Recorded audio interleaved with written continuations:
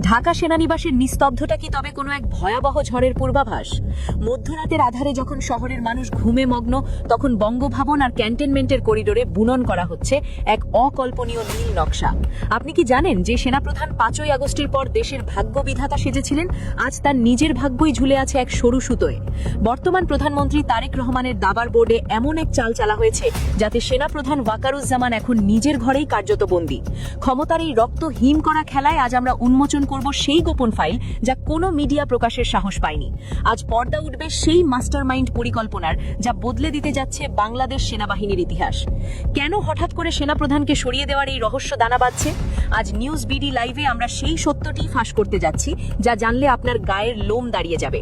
আজ ঢাকা সেনানিবাসের ভেতরে বিরাজ করছে এক শুনশান নীরবতা। সেনাপ্রধান ওয়াকারুজ্জামান, যিনি একসময় দাপটের সাথে অন্তর্বর্তীকালীন সরকার গঠন করেছিলেন, আজ তিনি ক্ষমতার কেন্দ্রবিন্দুতে সম্পূর্ণ একা। তারেক রহমান প্রধানমন্ত্রী হিসেবে দায়িত্ব নেওয়ার পর কোনো রকম হাক ডাক ছাড়াই এমন এক চাল দিয়েছেন যাতে ওয়াকারুজ্জামানের পায়ের তলার মাটি সরে গেছে। ইনভেস্টিগেশন বলছে ওয়াকারুজ্জামান ঘুণাক্ষরেও বুঝতে পারেননি যে তার চারপাশে কতটা নিখুঁতভাবে ব্যারিকেড তৈরি করা হয়েছে। গোয়েন্দা সূত্র বলছে আগামী 72 ঘন্টা ঢাকা সেনানিবাসের ইতিহাসের সবচেয়ে রহস্যময় সময় হতে যাচ্ছে। অত্যন্ত চতুর কৌশলে সেনাবাহিনীর শীর্ষ 5টি উইং, লজিস্টিক, ইন্টেলিজেন্স এবং অপারেশনাল কমান্ড থেকে ওয়াকারের বিশ্বস্ত 5 জন জেনারেলকে সরিয়ে দেওয়া হয়েছে।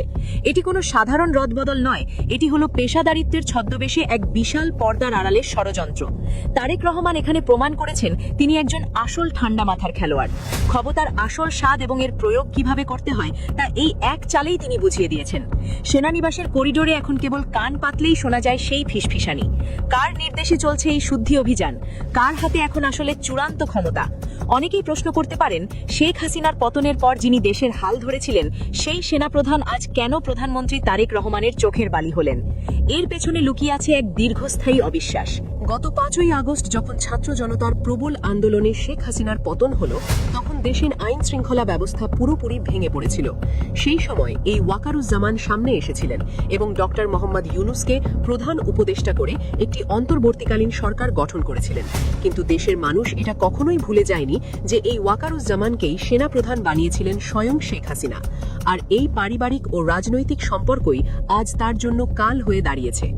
রাজনৈতিক বিশ্লেষকরা মনে করছেন তারেক রহমানের এই পদক্ষেপ কোনো আকস্মিক সিদ্ধান্ত নয়, এটি হলো প্রতিরক্ষা ব্যবস্থাকে চিরতরে আওয়ামী প্রেতাত্মা মুক্ত করার এক ভয়াবহ পরিকল্পনা। ওয়াকারুজ্জামানকে সেনাপ্রধানের পদে রেখে দিলে ভবিষ্যতে যে কোনো সময় কু বা পাল্টা অভ্যুত্থানের আশঙ্কা ছিল, তাই কোনো পুরনো কুবুদ্ধি যেন আর কাজ না করে সেই ব্যবস্থা তিনি একদম পাকাপোক্ত করছেন। এটি কেবল বদলি নয়, এটি হলো ক্ষমতার একচ্ছত্র আধিপত্য নিশ্চিত করার নীল নকশা। ওয়াকারুজ্জামানের বিরুদ্ধে কেবল রাজনৈতিক অভিযোগ নয়, বরং তার অযোগ্যতার এক দীর্ঘ তালিকা এখন প্রধানমন্ত্রীর কার্যালয়ে জমা হয়েছে। এই অন্তর্বর্তীকালীন সরকারের 1.5 বছর সময় দেশের মানুষ এক চরম অরাজকতার মধ্য দিয়ে গেছে। থানাগুলোতে পুলিশ না থাকায় সেনাবাহিনীর হাতে ম্যাজিস্ট্রেসি ক্ষমতা দেওয়া হয়েছিল, কিন্তু সেনাপ্রধান হিসেবে ওয়াকারুজ্জামান সেই ক্ষমতার সঠিক ব্যবহার করতে চরমভাবে ব্যর্থ হন। দেশের বাজারগুলোতে নতুন করে চাঁদাবাজির বড় বড় সিন্ডিকেট তৈরি হয়। সাধারণ মানুষকে চাল ডাল থেকে শুরু করে নিত্য প্রয়োজনীয় জিনিসের বাড়তি দাম মেটাতে গিয়ে রীতিমতো নাকানি চুবানি খেতে হয়েছে। পাড়ায় পাড়ায় এবং বাস টার্মিনালগুলোতে প্রকাশ্য দিবালকে চাঁদাবাজি চললেও সেনাবাহিনী কোনো কঠোর ব্যবস্থা নেয়নি। সেনাপ্রধান হিসেবে ওয়াকারুজ্জামান এসব সমস্যার কোনো তোয়াক্কাই করেননি। তার নির্দেশে সেনাবাহিনী রাস্তায় নামলেও তারা শুধু টহল দেওয়ার মধ্যেই সীমাবদ্ধ ছিল, কিন্তু আসল অপরাধীদের ধরার কোনো জোরালো উদ্যোগ ছিল না। এই ব্যর্থতা সাধারণ মানুষের মনে ক্ষোভের জন্ম দিয়েছে, যা তারেক রহমানকে এই কঠোর পদক্ষেপ নিতে সাহস জুগিয়েছে। শুধু দেশের ভেতরের অবস্থা নয়, সামরিক বাহিনীর ভেতরেও তিনি চরম ব্যর্থতার পরিচয় দিয়েছেন। ইনভেস্টিগেশনে দেখা গেছে তার সময় গত 1.5 বছরে বাংলাদেশ সেনাবাহিনীর জন্য বাজেটে সবচেয়ে কম টাকা বরাদ্দ দেওয়া হয়েছে। বিমান বাহিনী ও নৌবাহিনীর আধুনিকায়নের জন্য কোনো বড় সামরিক চুক্তি বা অস্ত্র কেনার উদ্যোগ তিনি নেননি। সাধারণ সৈনিকদের সুযোগ সুবিধা বা জাতিসংঘ শান্তিরক্ষা মিশনে যাওয়ার বিষয়েও তিনি কোনো জোরালো ভূমিকা রাখতে পারেননি। সেনাবাহিনীর রেশন এবং চিকিৎসার মান নিয়ে যখন সাধারণ সৈনিকদের মনে প্রশ্ন উঠছিল, তখন তিনি ব্যস্ত ছিলেন ঢাকা সেনানিবাসের ভেতরে বিভিন্ন রাজনৈতিক দলের নেতাদের সঙ্গে মিটিং নিয়ে। এই রাজনৈতিক উচ্চাভিলাষী তাকে বাহিনী থেকে বিচ্ছিন্ন করে ফেলেছে।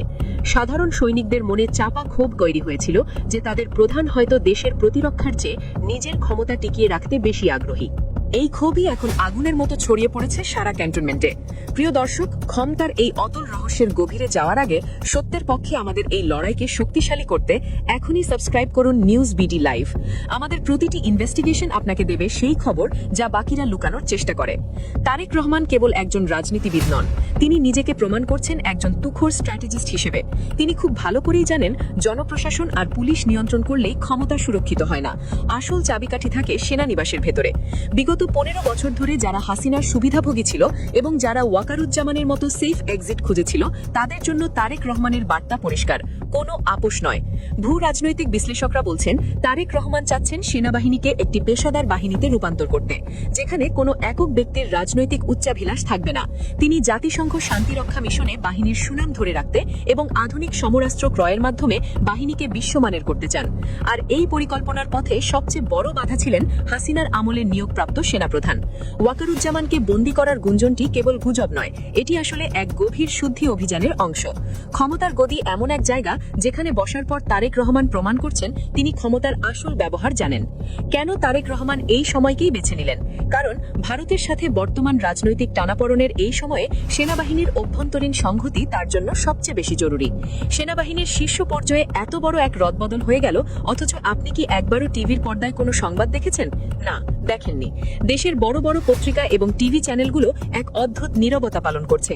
তাদের এই নীরবতার পেছনে কাজ করছে এক রক্তহীন করা আতঙ্ক।